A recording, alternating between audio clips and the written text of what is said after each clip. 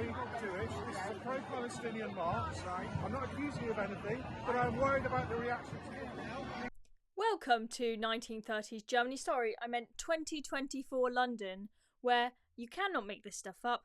You can be arrested, apparently, for being openly Jewish in public. I kid you not. You're escorted out of this area so you can go about your business, go where you like freely, or if you choose to remain here, because you are causing a breach of peace with these other people, you will be arrested. If I remain here, you will arrest me. Because your presence here is antagonising a large group of people, and we can't deal with all of them if they attack. I'm sorry, but your presence is only antagonising as a Jew if the people you are antagonising are anti-Semitic. There is no other way in which you will be antagonised by the presence of someone who for being openly Jewish. Is that not obvious? Because your presence is antagonising. Before you get arrested. Watching your movement. That's right. This man's saying that he's going to start following me around working my movement. That's right. We're all going to watch your movement and record you. We're here. Wait. No, the police ain't going to help you in this scenario. It's true, the police are not going to help you in this scenario. Now, that last clip there, the man who's saying, we're going to watch your movements, we're going to be filming you, we're going to all have our eyes on you, ready to pounce on you whenever. Police are stood right there. This clip goes on. The police ask him, are you part of the march? He says, no, I'm just an ordinary citizen going about my day, going for a walk. And the police say, nothing wrong with that, nothing fishy about that.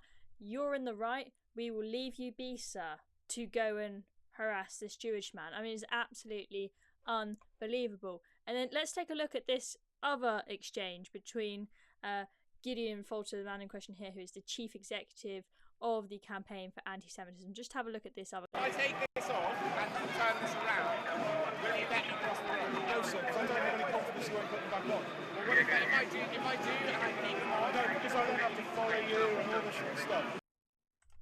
So I'm not sure if you heard there, but he's saying if I take this off, i.e. if I make myself appear less openly Jewish, will you allow me to cross the road? So what's happening here is the police officer saying you cannot cross the road through the march because you are openly Jewish and you could antagonise the people in the crowd. He then asks here in this video, can I remove this and make myself look less openly Jewish and cross the road? And the officer says no, because I cannot trust you not to put it back on. And then, the inconvenience, I'm going to have to follow you around all day to make sure you don't put it back on. I mean, you cannot make this stuff up. It is horrifying. As I said before, you cannot be antagonised by someone being openly Jewish unless you are anti-Semitic.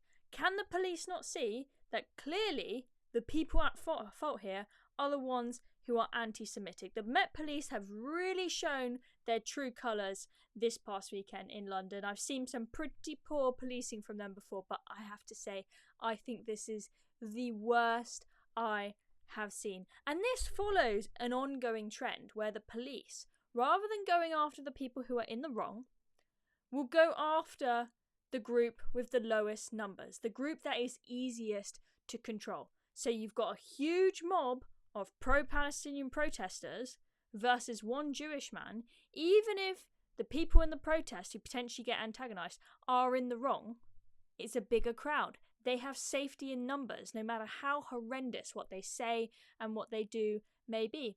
Whereas one Jewish man who's clearly done nothing wrong and is in the right, it's easy to pick on him and to try and remove him from the situation because he's one person, he's easy to deal with. But it's completely unjust to threaten to arrest somebody when he has done literally nothing wrong because some big mob of people may be anti-Semitic and antagonised by his presence is absolutely abhorrent. Now, this has received a lot of press, this has gone viral everywhere, and I'm glad that it has, so people can see how insane the policing is at some of these protests. And as a consequence, the Campaign Against Anti-Semitism have got 7,000 signatures on their petition for Sadiq Khan and James Cleverly to remove Sir Mark Rowley from his stall at keeping charge of the Met Police. I mean, Mark Rowley, he has needed to go for a long time, and this really should be the nail in the coffin. if you ask me. I know it wasn't Mark Rowley who was stood there saying that to the Jewish man, but Mark Rowley has oversight of them, and this is not just a one-time occurrence. We have had ever since October 7th, every single weekend, absolutely absurd, unacceptable stuff going on the streets, anti-Semitic chants, police constantly going after the person who's easy to deal with. So, for example, just to give you another example, we had a man holding up a sign saying Hamas are terrorists. People in the crowd were throwing rocks, throwing stones, trying to hit this man for holding up a sign, which, you know, just goes along with the government line that Hamas is a proscribed terrorist organisation, right? Seems logical enough. Who did the police take away? They took away the man with the sign, not the people attacking him with their sticks and the soil that they were throwing him. No. The aggressors were allowed to get on with their days and continue doing what they're doing. But the man who just held up a sign that says the truth and says what the government line is, he's taken away by the police. This is absolutely unacceptable. We've had From the River to the Sea shone on Big Ben, completely unacceptable. Mark Rowley doesn't do anything about it. This man has to go. What has weak, pathetic Rishi Sunak done after all this pressure to have Mark Rowley removed? He says he backs Mark Rowley and he has faith and trust in Mark Rowley. I'm sorry, one incident, fine. You can say, I trust him, it was a mistake. But this has been going on weekend after weekend after weekend since October 7th. So what, over half a year ago now? And Rishi Sunak apparently still has faith in the man. London is falling apart. You know, even if you put away the protests for a second, we're seeing video after video of machete fights going on in broad daylight, and everyone just stands there filming it for TikTok. Police are nowhere to be seen, and everyone seems completely desensitized to it and just thinks it's normal. This is the state of London with Mark Rowley's policing, or lack thereof. Completely unacceptable. This man has to go. Sadiq Khan has to go, but sadly I think he will win the mayoral election. And it is a great shame to see that London is starting to look like something out of 1930s Germany. It's you know, they're told time and time again, oh no, the fear is overblown, it's perfectly safe for Jewish people to go out on the streets of London. I'm sorry, but it's clearly not. It is clearly not after you've seen that video.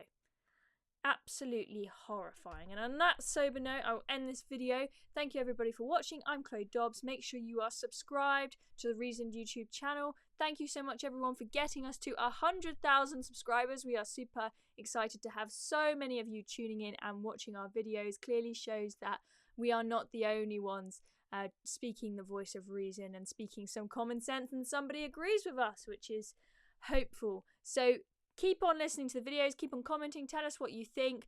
Do you think that Britain is becoming something out of 1930s Germany? Do you think Sir Mark Rowley should resign? Let me know your thoughts in the comments, and I will see you in the next video.